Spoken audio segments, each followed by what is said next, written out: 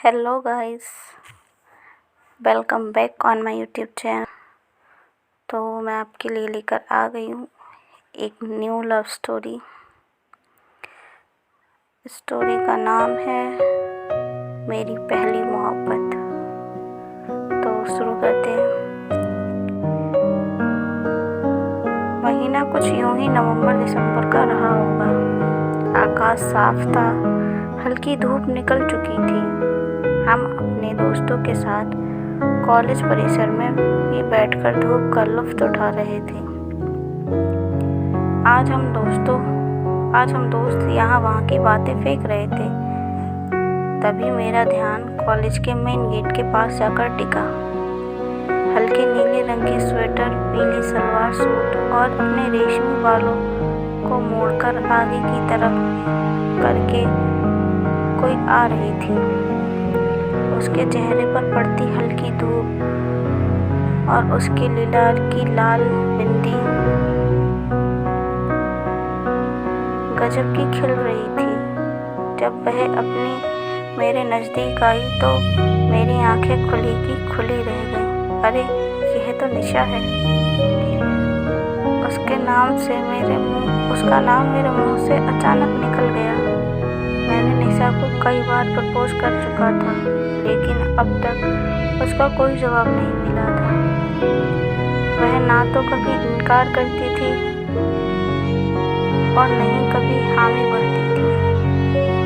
बस वह सिर्फ मुस्कुराकर टाल देती थी। यही कारण था कि मेरे दोस्त मुझे हमेशा कहा करते थे कि निशा भी तुमसे प्यार करती है, तभी तो वह तुम्हें इनकार नहीं करती। आज उसे इतनी सजी सवरी देखकर मैंने भी ठान लिया था कि आज उससे जवाब लेकर ही रहूँगा। अब हम लोग क्लास में जा चुके थे, लेकिन जैसे ही ब्रेक में मौका मिला उससे पूछ ही लिया, निशा, मैं तुमसे एक बात पूछना चाहता हूँ। पूछो, निशा ने कहा। मैं अपनी आवाज़ को दबाते हुए बोल ही रहा था कि उसने मेरी बात को काटते हुए बोला, ठीक है, आज तुम कुछ नहीं कहोगे, मैं ही बोलूँगी। यह सुनकर तो मेरी धड़कन ज़ोर ज़ोर से धड़कने लगी। पूरे शरीर में बिजली सी चौंध गई। पर उसने जो कहा, आवाज़ सुनकर मेरी खुशी का ठिकाना नहीं रहा। आज तो मेरी ज़िंदगी का सबसे हसीन पल था, जिसका इंतज़ार मैं बरसों से कर रहा था, वह आज सुनने को मिला था। वह मेरे प्यार को कबूल कर चुकी थी और देखते ही देखते कुछ दिनों में हम दोनों एक दूसरे के गले में लिपट गए थे। सदियों से बंजर ज़मीन पर आज पहली बार प्यार का गुलाब खिल रहा था। सभी दिशाएं मोहब्बत की इस रंग में विभोर हो चुकी थी। अब हम लैला मजनू की तरह पूरे कॉलेज में फेमस हो चुके थे। हमारे सभी दोस्त उसे भाभी कहकर बुलाने लगे थे। इसके बाद हम दोनों कई बार साथ घूमे और मस्ती किया करते थे। कभी इस पार्क में तो कभी उस पार्क में। अपनी बाइक पर लेकर उसे जब पटना की सड़कों पर निकलते थे तो सारी लोगों की नज़र हम दोनों पर टिकी रहती थी। लेकिन एक समय ऐसा भी आया जब हमारा कॉलेज ख़त्म होने को आ रहा था। हम दोनों को अलग होने का डर खाया जा रहा था। दिमाग में अलग अलग गजब के ख्याल आ रहे थे। कभी सोचते हम दोनों शादी कर लें, तो कभी हमें अपने परिवार के फैसले का डर सताने लगता। जब हमारा कॉलेज ख़त्म हुआ तो हम दोनों अपने अपने शहर वापस आ गए, लेकिन उसकी यादों ने यहाँ जीना मुश्किल कर रखा था। कई दिनों तक कुछ करने का मन नहीं कर रहा था। बस यूं ही सोचता तो उदासी से उसकी तस्वीरों को निहारता रहता। मैं भाई बहन में सबसे बड़ा था, जिसके कारण पढ़ाई के बाद जिम्मेवारियां बनती हैं कि मैं जल्द से जल्द नौकरी कर लूं। मैंने भी अपने फर्ज को निभाने हेतु सब कुछ धीरे धीरे भूलने की कोशिश करने लगा। इसी बीच मुझे एक अच्छी कंपनी में जॉब का ऑफ़र आया। इतने दिनों में मैं निशा मुझे भूल ही गई होगी, इस तरह का ख्याल मन में बहुत बार आया। लेकिन मैं यही सोचता था, जब मैं उसे भूल नहीं पाया तो वह मुझे कैसे भूल गई होगी। दिल तो चाहता था सब कुछ भूलकर उसके पास चले जाऊं, लेकिन जिम्मेवारियां मुझे मजबूती से जकड़े हुए थीं। मैं आधे मन से जॉब के लिए इंटरव्यू देने चला गया। मुझे इस जॉब में कोई इंटरेस्ट नहीं था, मगर फिर भी उस जॉब के लिए चला गया।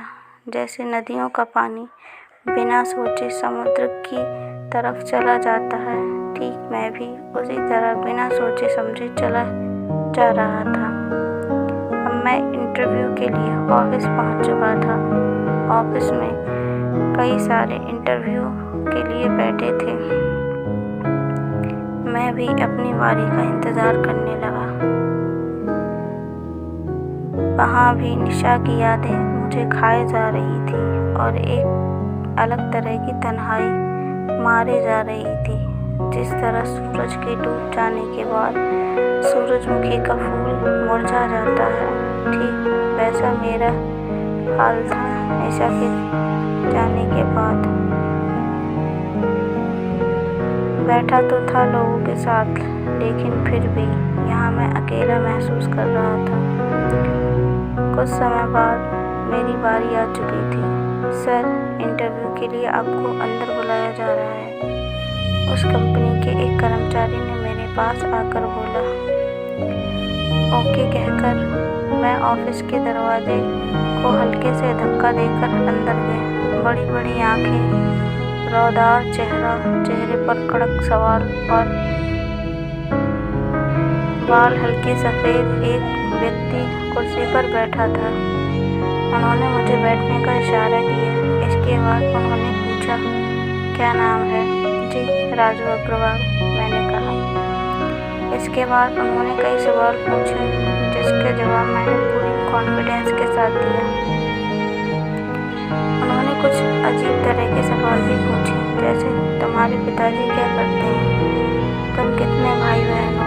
इन सवालों के अलावा और भी कई सवाल पूछे, पर मैंने सभी प्रश्न का जवाब बिल्कुल सही दे दिया था।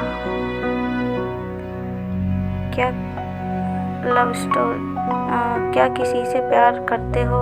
उनका यह प्रश्न सुनकर मैं चौंक गया। भला जॉब के लिए इस तरह के प्रश्न कौन पूछता है?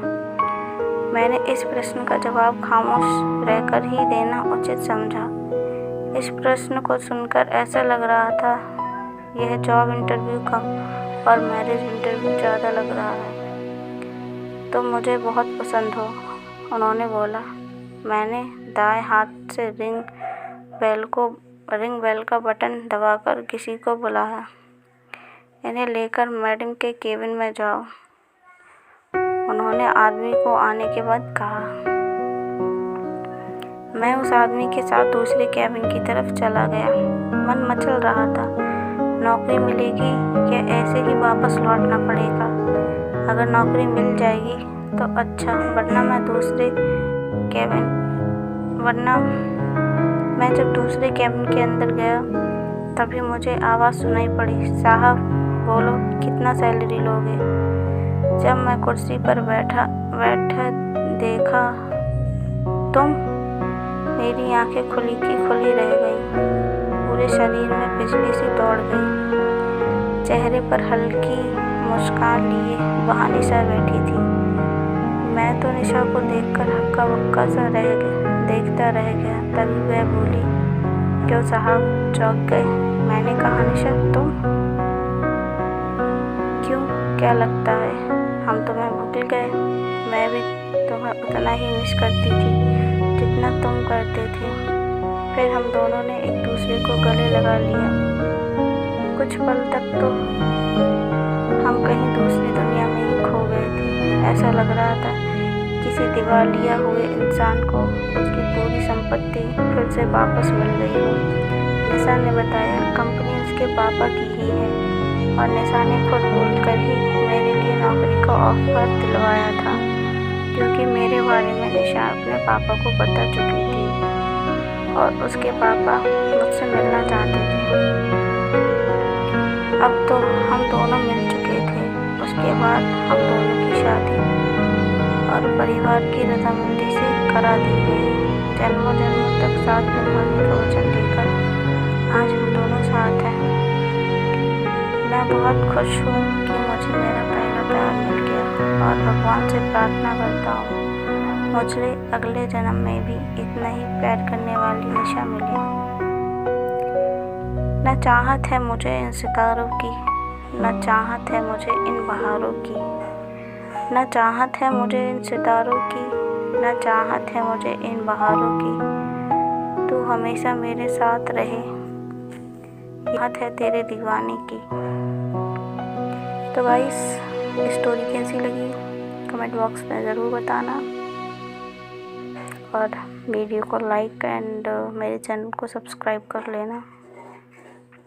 बाय बाय, फिर मिलती हूँ एक नई लव स्टोरी के साथ।